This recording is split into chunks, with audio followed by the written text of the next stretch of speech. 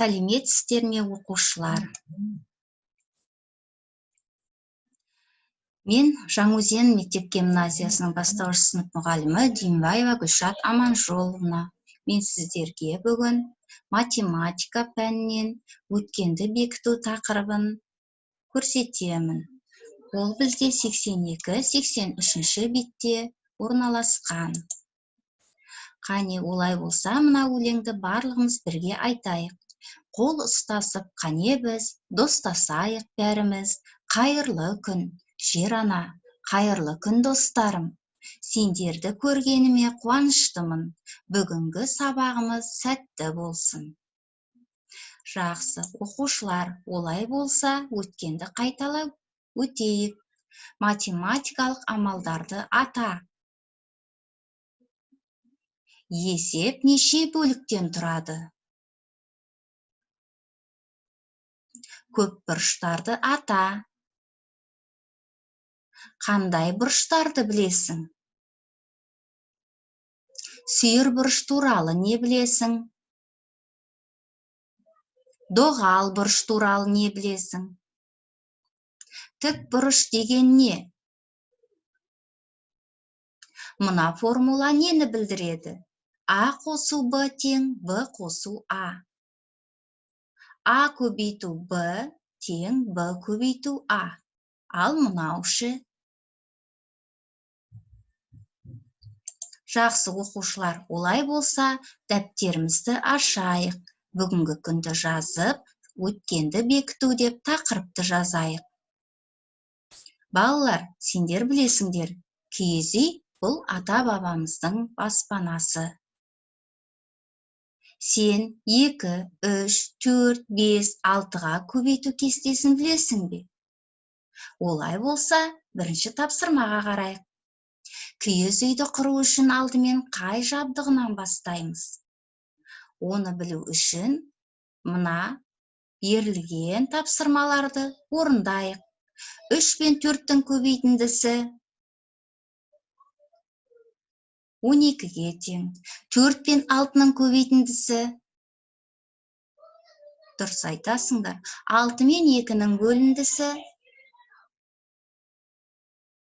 4 пен 9-ның көбейтіндісі, ал 5 пен 9-ның көбейтіндісі қаншаға тең? Дұрыс айтасыңдар. Осы берілген тапсырмадағы жауаптарын өсу ретімен орналастырайық. Олай болса, ең кішісі қандай сан еді? 3, дұрыс айтасыңдар. Біз алдымен киіз үйдің керегесін құрастырамыз. Одан арғарай есігін қоямыз. Арғарай шаңырағы, содан кейін бар бұл шаңыраққа уықтар түйреледі екен. Дұрыс айтасыңдар. Олай болса, міне біздің киіз үйіміз дайын. Жарайсыңдар, оқушылар, арғарай кеттік. Екінші тапсырма, кері есептер құрастыр, ауызша орындаймыз. Бір киіз үйдің массасы шамамен 3 центнер болады. 4 киіз үйдің массасы қанша болады? Дұрыс айтасыңдар, 12 болады. Қалай орындадық? Көбейту амалымен. Жарайсыңдар, 3 пен 4-тің көбейтіндісі қаншаға тең? 12-ге тең. Бір түйеге 3 центнер жүк артуға болады. 15 центнер жүкті тасу үшін неше түйе қажет? Қалай орындаймыз? Бөлу амалымен орындаймыз. Дұрыс айтасыңдар, 15 пен 3-тің бөліндісі 5-ке тең. Ал енді осы тапсырмаға кері есеп құрастырайықшы. 15 пен 3-тің бөліндісі 5-ке тең. Бөлуді қай амалмен кері амал құрастыра аламыз? Көбейтумен, дұрыс айтасыңдар. Олай болса, 5 пен 3-тің көбейтіндісі 15-ке тең, немесе 3 пен 5-тің көбейтіндісі 15-ке тең. Бір түйе 3 центнер жүк көтере алады, ал 6 түйеге неше центнер жүк артуға болады? 18. Дұрыс айтасыңдар. Қалай орындадық? көбейту амалымен. Көбейту амалына кері амал бөлу амалы. 18-ді 3-ке бөлеміз. Неше шығады? 6. Ал 18 бен 6-ның бөліндісі 3-ке тең. Жарайсыңдар. Олай болса оқушылар қарай. Мына 3-ші тапсырманы дәптерімізге жазайық. Есептерді шығар. Кілем 6 дана. Көрпе белгісіз, бірақ кілемге қарағанда 2 есе артық. Және бізден барлығын сұрап тұр. Бізге 2 сұрақ қойылып тұр, біз оны 2 амалмен шығарамыз. Олай болса дәптерімізді ашып жазайық. Шешуі. Шешуі. 6-ны істейміз. Қалай орындасақ болады? 2 есе артық. Яғни көбейтеміз. 2-ге тең болады 12. Ал енді оқушылар, осы тапсырмада біз нені тауып алдық? 12 деп. Көрпені. Қарай барлығын табу үшін қайтеміз. Яғни кілем бізде 6 дана, көрпе 12 дана. Екеуін не істейміз барлығын табу үшін? Қосамыз.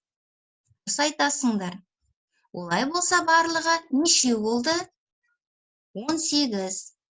Жазайық. Барлығы жауабы бірінші алдымен. Жауабы барлығы 18 дана. Жарайсыңдар оқушылар. Енді келесі тапсырма қарайық. Көрпе 6 дана. Кілем белгісіз. Дана. Мына жерде дана деген сөз болу керек екен. 12 дана, бірақ кілем көрпеден 12 дана артық екен. Және бізден сұрайды, көрпе қанша есе кем дейді. Олай болса, қазір тапсырманы орындайық. Алдымен шешуі деп жазайық. Шешуі. Қалай орындаймыз? Егер 12 дана артық болса, кілем көрпеден 12 дана артық екен. Біз кілемді тауып алайық. Дұрыс айтасыңдар. Яғни 6-ға 12-ні қосамыз. Сонда бізде шығады 18. Яғни кілем бізде 18 екен. Ал енді мына кілеміміз көрпеге қарағанда қанша есеге артық? 3 есеге артық. Ал қанша есеге кем көрпеміз? Оны қалай табамыз? Яғни 18-ді істейміз оқушылар. Бөлеміз нешеге? 6-ға.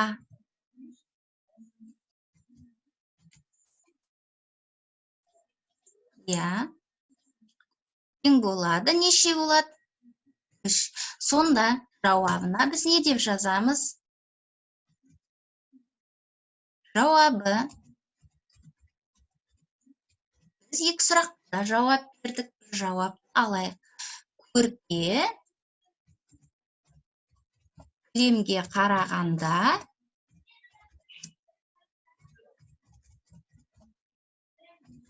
3 есе кем. Жаздық оқушылар, қараңыздар. Жарайсыңдар оқушылар, жазып отырамыз. Олай болса, үйге тапсырма алайық.